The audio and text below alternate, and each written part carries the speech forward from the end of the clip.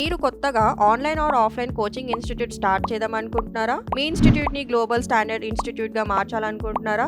మరియు మీ స్టూడెంట్ ఎన్రోల్మెంట్ని కూడా పెంచుకుందాం అనుకుంటున్నారా? అయితే వెంటనే మీ ఇన్స్టిట్యూట్కి ఐఈబీ అక్రిడేషన్ తీసుకోండి. మీ ఇన్స్టిట్యూట్ని ఐఈబీ అక్రిడేషన్ ఇన్స్టిట్యూట్గా మార్చుకోండి. Thank you.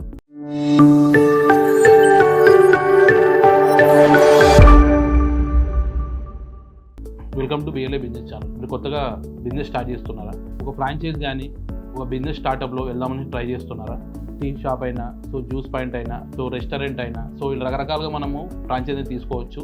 అరౌండ్ మనము 1 lakh, 2 lakh, ఇట్లా 5 lakh, 10 lakh ఇట్లా ఫ్రాంచైజీని తీసుకొని చాలామంది బిజినెస్ స్టార్ట్ చేయడం జరుగుతుందండి. ముఖ్యంగా ఈ వీడియో చేయడానికి కారణం ఏంటంటే, సో ఎవరిదో మనం ఫ్రాంచైజీ కాకుండా మనమే ఓన్గా ఒక బ్రాండ్ని క్రియేట్ చేసుకొని ట్రేడ్ మార్క్ తీసుకొని మనం కూడా ఒక ఫ్రాంచైజీని ఇవ్వచ్చు. సో ముఖ్యంగా మనం ఈ ఫ్రాంచైజ్ బిజినెస్ గురించి మనం చెప్పుకుంటే, సో ముఖ్యంగా మనం బిజినెస్ రిజిస్ట్రేషన్ అనేది తీసుకుంటాం. సో ఎవరైనా కానీ ఫ్రాంచైజీ ఇవ్వాలంటే కంపల్సరీ ఒక ఫారం రిజిస్ట్రేషన్ ఉండాలి. సో దానికి సంబంధించిన ట్రేడ్ మార్క్, లోగో యూనిక్గా ఉండడం జరుగుతుందండి. సో ఇలా సిమిలర్ నేమ్ కాకుండా, కామన్ నేమ్ కాకుండా, ప్రొనౌన్సియేషన్ సేమ్ లేకుండా యూనిక్ నేమ్ ఉంటేనే మనకి అది ట్రేడ్ మార్క్ అనేది రిజిస్టర్డ్ అవుతుంది. మీరు ఎవరిదైతే ఒకవేళ ఫ్రాంచైజీ తీసుకుంటున్నా అనుకుంటున్నారో ఆ నేమ్ ఆల్రెడీ వాళ్ళకి రిజిస్టర్డ్ ఉందా ట్రేడ్ మార్క్ లేదా, ఇది కూడా మీరు గమనించి ఫ్రాంచైజీ తీసుకోవాల్సి ఉంటుంది. ఎందుకంటే మనం ఒక అప్లికేషన్ చేసిన తర్వాత ఎంబటే మనకి రిజిస్టర్ అవ్వదు. సో 8 to 12 months దానికి పీరియడ్ ఉంటుందండి. పర్టికులర్ స్టేజెస్ ద్వారా అది రిజిస్టర్ అవుతుంది. సో ఎవరైనా కానీ కొత్తగా ఫ్రాంచైజ్ చేసేవారు కంపల్సరీ వీడియో చూడండి కంప్లీట్గా. మరియు దీంతో పాటు మనం ట్రేడ్ మార్క్ సంబంధించిన ఫుల్ ఇన్ఫర్మేషన్ వీడియో కూడా చేయడం జరిగింది. సో దానికి సంబంధించిన వీడియో లింక్ మనకు డిస్క్రిప్షన్లో ఇవ్వడం జరుగుతుందండి. చూడని వాళ్ళు ఎవరు ఉంటే కూడా చూసి ట్రేడ్ మార్క్ సంబంధించిన వివరాలను తెలుసుకోగలరు. మరియు ఎవరైతే ట్రేడ్ మార్క్ రిజిస్ట్రేషన్ కొత్తగా చేసుకుంటున్నారో వాళ్ళకి నేమ్ సజెషన్ కూడా మన లైసెన్స్ రాష్ట్రం నుంచి ఇవ్వడం జరుగుతుంది. నెక్స్ట్ మనం టాపిక్లోకి వస్తే, మనం ఇట్లా బ్రాండ్ క్రియేట్ చేసుకొని ట్రేడ్ మార్క్ రిజిస్టర్ అయిన తర్వాత మనం ఫ్రాంచైజ్ ఇవ్వడానికి మనకు అర్హత ఉంటుంది.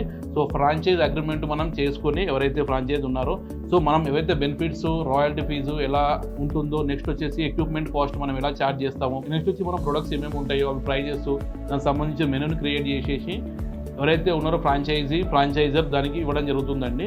ఫ్రాంచైజ్ ఇచ్చేవాళ్ళు, ఫ్రాంచైజ్ తీసుకునే వాళ్ళకి ఈ సంబంధించిన వివరాలు అనేది ఒక అగ్రిమెంట్లో ఫార్మేట్ రూపంలో రాసి, సో దానికి సంబంధించిన ఎవరైతే అగ్రిమెంట్ 1 year ఉంటుందా, 3 years ఉంటుందా, 5 years ఉంటుందా, నెక్స్ట్ దాంట్లో వచ్చేసి ఫ్రాంచైజ్ సంబంధించిన ప్రొడక్ట్స్ ఎవరైతే మనం ఇస్తున్నామో లేకపోతే తర్వాత మనం రిటర్న్ చేసుకుంటామో మన ప్రొడక్ట్స్ని, లేదా దాని కాస్ట్ ఎంత ఉంటుంది, సో ఇలా సో ఆ ఫ్రాంచైజ్ అగ్రిమెంట్లో మనం డీటెయిల్గా ఎంట్రీ చేయడం జరుగుతుందండి.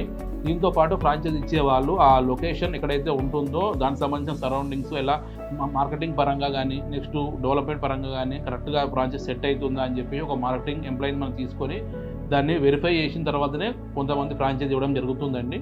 మనం ఇలా ఫ్రాంచైజ్ గురించి చెప్పుకుంటే చాలా విషయాలు ఉండడం జరుగుతుందండి. ఒక్కొక్క ప్రోడక్ట్ ఒక్కొక్క సంబంధించిన దాని ఇంగ్రీడియంట్స్, నెక్స్ట్ దానికి సంబంధించిన చెఫ్ కానీ, నెక్స్ట్ దానికి సంబంధించిన ఎక్విప్మెంట్ కానీ, ఇట్లా స్టేజెస్ వైజ్గా, కేటగిరీ వైజ్గా ఉండడం జరుగుతుంది. సో దాన్ని బట్టేసే ఫ్రాంచైజ్ కాస్ట్ అనేది నిర్ణయించడం జరుగుతుందండి.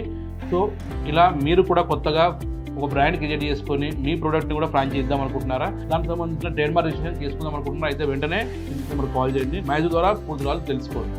Thank you.